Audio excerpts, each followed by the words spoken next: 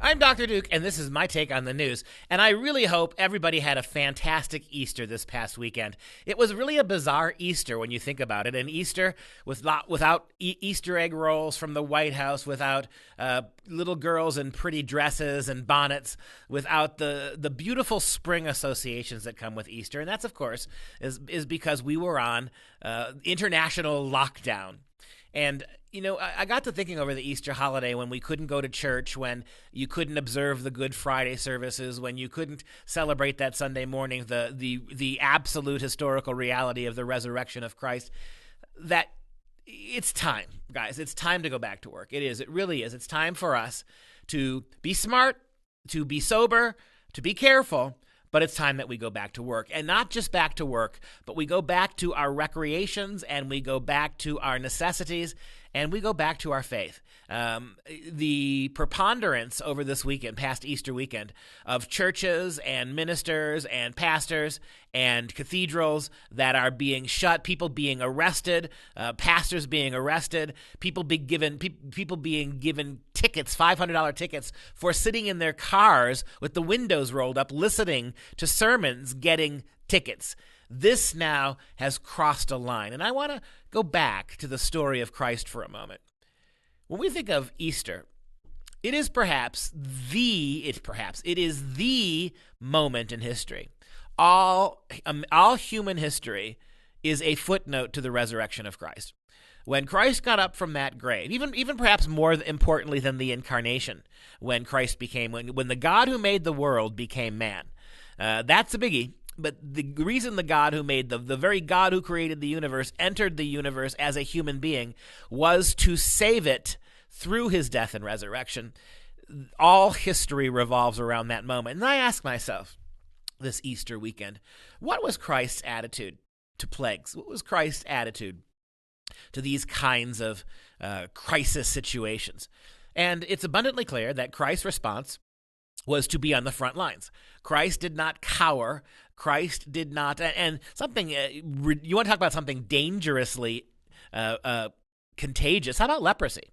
We know that Christ's ministry particularly served lepers, putting his hands on lepers, dealing with people with highly contagious diseases in the warm heat of Galilee and Jerusalem, where there were no masks, and there was no hand wash, hand sanitizer. There were no alcohol sprays, where you didn't have quarantining. There was no tape back 2,000 years ago that kept people 6 feet apart from each other. Christ's point was to confront disease like you would confront any other social evil. Not hiding indoors, not afraid of what might happen to you personally, but doing your best to alleviate the suffering of others. This is the same Christ who, besides laying his hands on the very sick, the leprous, this is the same Christ who would put his fingers in the ears of the deaf, who would get on his knees and make mud with his spit and wipe that spit across the eyes of the blind so they could go wash and be healed. His was a ministry that was terribly, terribly, terribly personal and intimate. He was jostled by crowds. We have that great story of the woman with the hemorrhage who was so desperate to be healed. She couldn't get to him, so she kind of came up to him in a crowd and reached out and touched his gown, his clothes, and her hemorrhage dried up. The ministry of Christ is one predicated on touch, among other things. It is not a ministry predicated on distance. I've often joked about this, that knowing my own constitution, physical constitution, my own intellectual constitution, that if I were Christ, I would have been really tempted to get the entirety of Judea together and stand up on a big rock and do a kind of I Dream of Jeannie head nod, right, or a bewitched nose twitch, and just heal everybody from a distance. How would that have been, right? I mean, just, keep a nice safe distance from all the dirty people. Just, get them all together on the beach there and heal them in unison. And he certainly could have done that, but he didn't, because he knew deeply and profoundly. He knew that what these suffering people needed was more human intimacy, more human concern, even more human touch. And so his willing, and what did he order his own disciples to do? To go out and do as I have done, as I have loved you, Maundy Thursday, right? Holy Thursday. As I have loved, the new commandment that Christ gave his apostles, as I have loved you, you must go out and love others. And that means that we have great respect for our doctors, our nurses, our first responders. They are on those lines. But I think more of us can be doing more similar things as well. And besides our Christian heritage, which strikes me as hypocritical to argue that where we should be in this time of crisis and suffering is cowering in our bedrooms.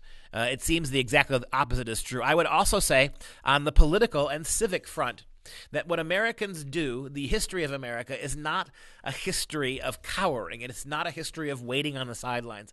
It's not a history of self-preservation at the expense of others. We have always gone about our business in a very active way to ask an entire nation of people weaned on liberty and nourished on freedom. And sometimes they take advantage of it, sometimes they take it for granted. But now we see, after this month-long sequester, how desperate people are for liberty, and you're beginning to see the fruits of this. In Michigan, right as we speak, you have protesters who are assailing government, demanding that the especially harsh form of sequester mandated by the Democrat governor of Michigan be remediated, right? Too much is too much. Too much power, too much control, too much situational advantage is being wrested from the people under the guise of this virus. I've made the argument many times that this virus, in the space of 3 months, has been able to do what our harshest enemies over the last 50 years have not. Not what the Soviets have been able to do, not what the Chinese communists have been able to do, not what the tyrannies of Iraq and Iran have been able to do. They have allowed the idea of freedom to be subordinated to safety and comfort. You remember the Founding Fathers? They said very, very clearly that America is the kind of government that we've put it together, this republic, where you need an educated population and you need a moral one. Think about how, under Democrat leadership, progressive leadership, because who is it that controls education at every level, from kindergarten through grad schools at the universities? Who is it that is almost unopposed in its dictatorship over education? That would be the progressive left. They own every aspect of it. Think about how poorly we've been educating a couple of generations of kids who no longer understand what civics are, who do not know what our civil rights are, who do not know what the Constitution says. It's like these late-night TV shows when Jimmy Kimmel or Stephen Colbert, any of these guys, they stick a microphone on some college campus under a college kid's face, some Ivy League school, and they can't even tell you what the three branches of government are, right? I mean, neither could AOC. And so you think about how we have lost the educational edge. Our own kids under, 35, 40 years now, don't even know what their requirements and their obligations are. They don't even know them. And along with that educational ignorance, we have a moral ignorance. An educated and a moral people were required.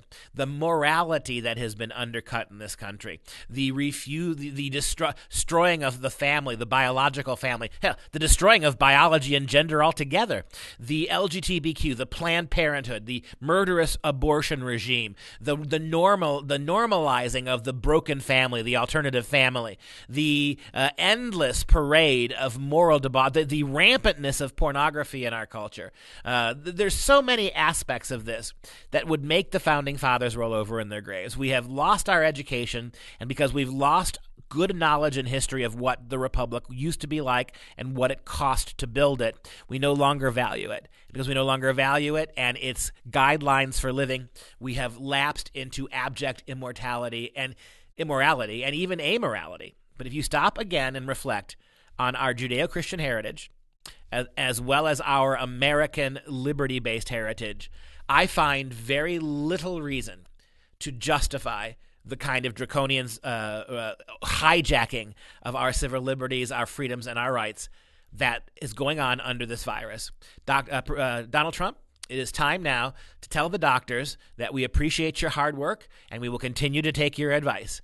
But the broader question now becomes that as our government leaders, it is time to give the United States of America back to its people. and to undo the idea that, for whatever reason, state and federal governments can completely eschew and ignore the Constitution when it becomes necessary in their minds or even just convenient. I'm Dr. Duke with The New American, and this has been my take on the news.